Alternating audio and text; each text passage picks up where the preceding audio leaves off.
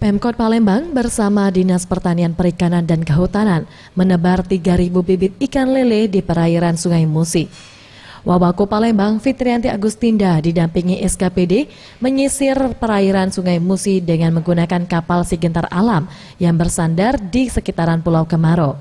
Dilanjutkan dengan menggunakan kapal kayu kecil, Wawako bersama rombongan menyeberang ke arah Kerambah Karang dan mulai menebar benih ikan lele sebanyak 3.000 benih. Wakil Wali Kota Palembang Fitrianti Agustinda menyampaikan kegiatan ini untuk kedepannya akan dilakukan secara rutin 1 bulan sekali dengan menambah jenis ikan lainnya seperti gabus, patin, mujair, belido, dan gurami agar populasi jenis ikan di Sungai Musi lebih banyak lagi. Dikarenakan melihat angka konsumsi untuk ikan sendiri di Palembang sangat tinggi.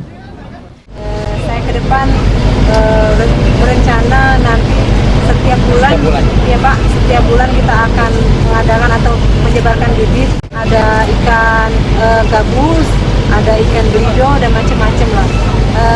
Di daerah lain saya dengar seperti ikan gabus juga bisa kita bibitkan, bisa kita kembangkan, bisa dilestarikan. Jadi jangan sampai ikan-ikan ini punah nantinya. Ia juga menambahkan nantinya Pemkot akan mendorong masyarakat yang hidup di bantaran Sungai Musi untuk melakukan budidaya ikan air tawar dengan metode kerambat terapung. Jika hal ini dilakukan, bisa menghasilkan tambahan pendapatan bagi warga pinggiran Sungai Musi juga nantinya. Maulana Yusuf, Sriwijaya TV.